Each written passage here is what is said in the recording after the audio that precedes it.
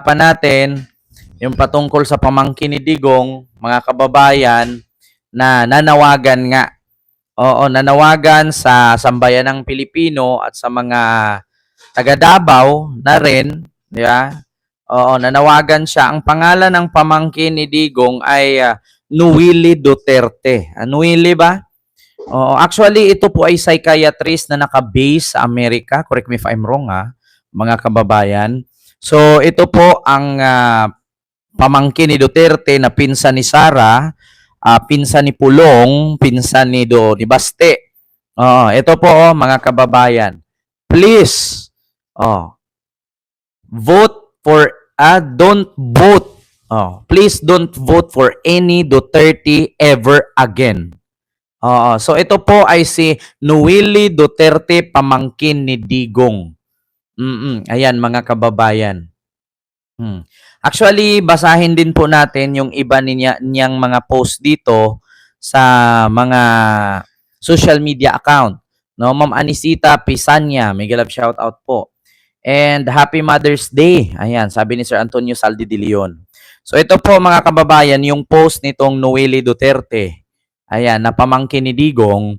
Ang sabi, Nuwili Duterte, wait lang, akala ko ba mataas ang glucose? Bakit may papizza? Also, ladies of the Verdugo, you know where they're taking him. It's called The Hague in the Netherlands. Samahan nyo na lang kasi get your plane ticket na, bilis. Sabi pa niya dito, okay, I got my wish to see him arrested. My next wish to watch him get tried and convicted by the International Criminal Court at The Hague. One wish at a time lang muna. Yan ang sabi ng pamangkin ni Digong, mga kababayan. Di ba? Ma'am, anong pangalan? Ayan, may nag-comment kasi dito. May pangalan, nagpa-shout out. Hindi ko na mabasa na meron kasing nag-flag ng comment dito na isang hindi uyaw na hindi nila matanggap ang katotohanan na mismo ang pamangkin ni Digong na si Nuwili Duterte ay nanawagan na don't vote Duterte ever again. So nakita niyo naman mga kababayan na mismong pamangkin na ni Digong ang nanawagan na wag nyo nang iboto ang mga Duterte ever again. So, bakit nga ba nagkakaganito, mga kababayan, na mismong pamangkin, di ba? Mismong pamangkin ni Duterte nagsalita na kung bakit ayaw niya na iboto ang mga Duterte sa Davao again. Sabi niya, not only in Davao but also in the whole country, whole Philippines. So bakit nga ba? Ano nga ba ang umpisa at punot dulo nito kung bakit ganito? Ito mga DDS, ito'y aral na po ito. Puro fake news ata ang mga DDS. May galab shoutout sa'yo. Alam mo sa totoo lang, ito bilang aral, mga DDS, kung mismo kayo, ngayon ninyo patunayan na talagang bobo kayo. Ngayon ninyo patunayan na talagang tanga-tanga kayo. Bakit?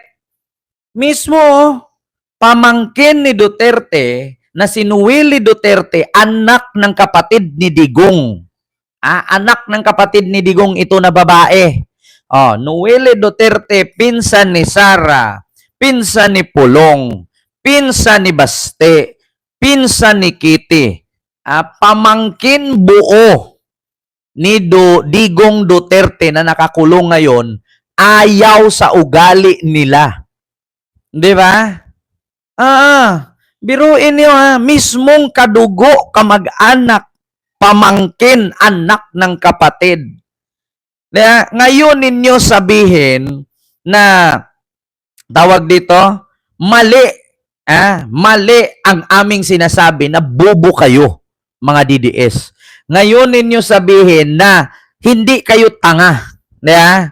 Ngayon ninyo sabihin, mga kababayan, na hindi kayo tanga, hindi kayo bobo, mga DDS. Klarong-klaro, di ba?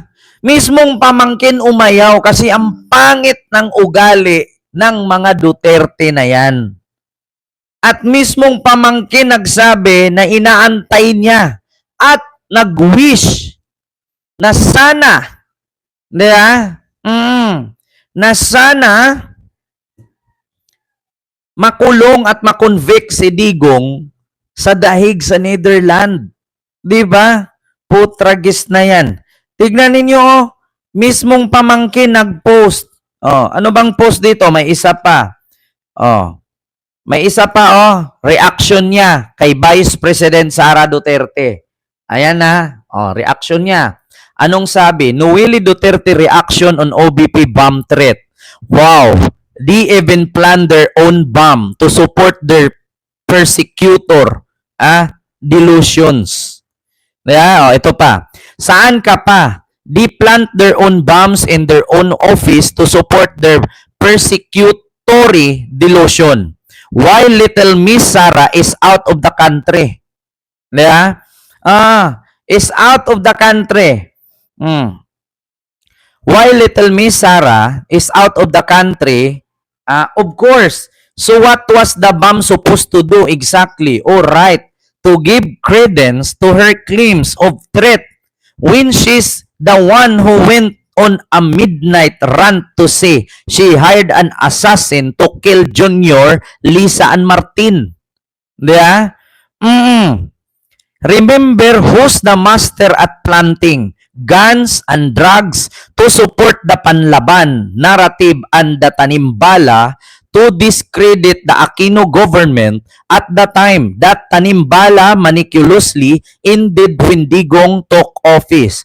All of the above are opinions, by the way, in case there are people who think what I say is news. Di ba? Yun ang totoo. Mismong pamangkin, ayan o, mismong pamangkin ni Digong nagsabi, si Sara nagawa pang may pa-bomb threat sa office o the Vice President, samantalang nasa ibang bansa naman siya. Sinong bubumbahin? Tapos yung tanim droga, tanim bala, na which is dramatically daw yun gawa-gawa ni Digong para saan? Sisihin ang administrasyon ni Aquino. Na which is matagal naman nang wala na sa posisyon si Pinoy. Di ba mga kababayan, mismong pamangkin, actually, itong pamangkin nila, kung talagang mali ang sinasabi dito at pinsan ni Sara, dapat nag-react na sila dito. Ganito kasi ang problema nitong mga DDS. Maglabas ng issue. Maglabas ng kwento. Tapos paghanapan mo ng pruweba, ililihis nila ang kwento. Katulad niyan. Sabi ni Sara Duterte, sangkot daw si First Lady Lisa sa pagkamatay noong anak ng businessman na tycoon, yung mayaman sa Pilipinas. Sangkot daw si First Lady Lisa kasi pinapagamit daw nila na ito ng substance or cocaine kaya na-overdose. Ngayon, nung hinanapan siya, tinanong siya ng mga news media outlet, ma'am, sa'yo daw po nang galing ang sabi na nakulong si First Lady sa Amerika at merong GPS na bracelet. Alam nyo, ang sagot ni Sara, malayo sa tanong. Hindi nagmamatch doon sa issue na ang sabi niya sangkot. Kasi nga, pag hinanapan mo ng proof, walang may pakita. Puro lang sila, alam nyo, addict, bangag, cocaine. Tapos pag hanapan mo ng video, ipapasa kay ganito, may hawak na USB. Tapos pag hinanapan mo yung sinabi nila, saan yung USB, ipapasa na naman dun sa isa. Katulad kay Harry Roque, naglabas sila ng piki na cocaine ganon. Ngayon hinahanap kay Harry Roque, nililipat niya doon kay Maharlika. Ngayon naman si Maharlika, pag hinahanapan, ililipat naman niya doon na naman kay Peebles. Diba? Mga kababayan, daming hugot, daming gimmick, wala namang ginawang proyekto. Diba? Alam mo, okay lang sana kung punain yung gobyerno kung tulog eh. Okay lang sana kung punain ninyo ang gobyerno kung nakapikit. Ang problema, yung mga pumupuna, yun yung may mga kasong tambak-tambak. Katulad na yan sa confidential fund issue, sa DepEd at sa Office of the Vice President. Hindi masagot-sagot. Tapos, pagka hindi nila masagot, ang batuhin, si BBM na naman. Pag may pinatay, kasalanan ni BBM. Pag may nahuli, na binugbog ang kapatid, Oh, sabihin kay BBM na naman. Ngayon, merong pukpok nagreklamo na hindi nabayaran ng kapatid. Sabihin, si BBM na naman ang may kasalanan. Aba, si BBM ba umiyot?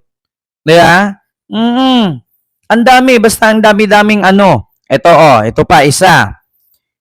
Sabi nito, ni Noeli Duterte, so her press conference work. Sabi dito, Noeli Duterte, psychiatrist and niece of Rodrigo Duterte on Sara Duterte's press con. Sabi niya, so her press conference work, y'all all talking about her. They put on a show because they know it entertains people.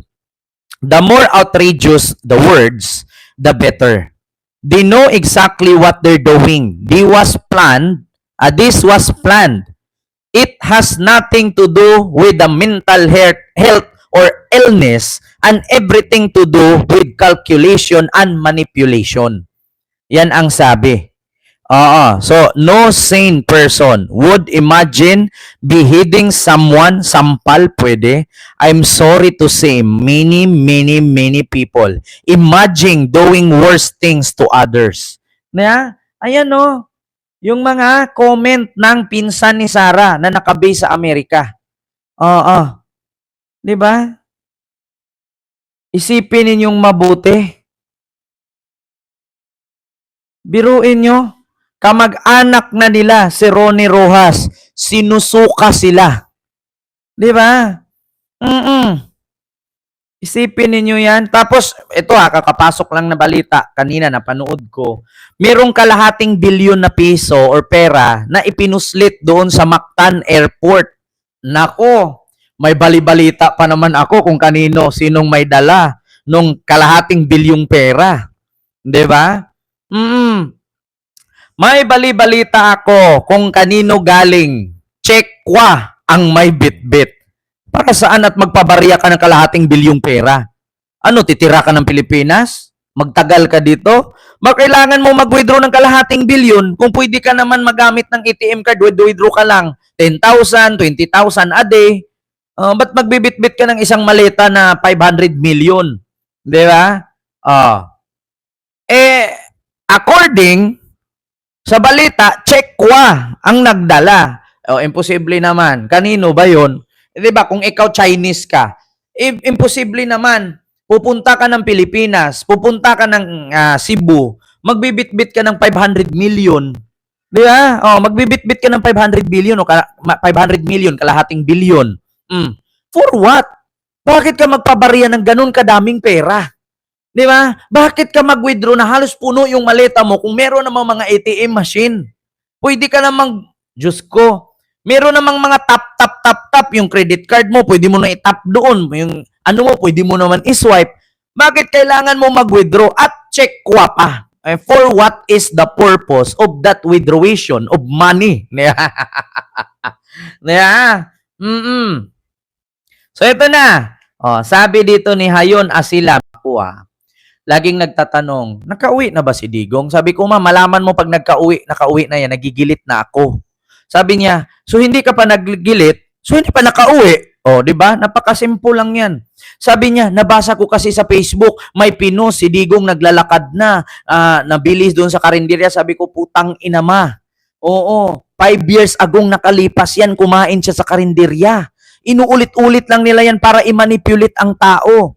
Tapos magugulat ka sa balita, nandun pa rin nakakulong. Di ba? Di ba? Mga kababayan, puro fake news. Paano na kaya ngayon na mukhang lumalaban ang mga DDS senatorial, sabi ni Kigul. Wala na akong pakialam kung lumalaban sila dyan.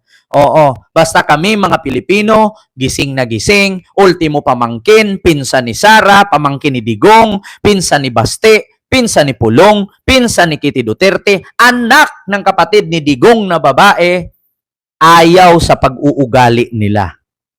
Diba? Speaking, sino nga ba yon? Si Noeli Duterte. Nanawagan sa taong bayan na please lang, huwag nyo nang iboto ang mga Duterte ever again. Ayan mga kababayan, don't vote Oh, please don't vote for any Duterte ever again. Di ba? Mismong kamag-anak ninyo, mismong pamilya ninyo, inayawan kayo at nanawagan na huwag kayong iboto kasi pangit ang ugali ng mga Duterte. Di ba? Dito tayo mga kababayan.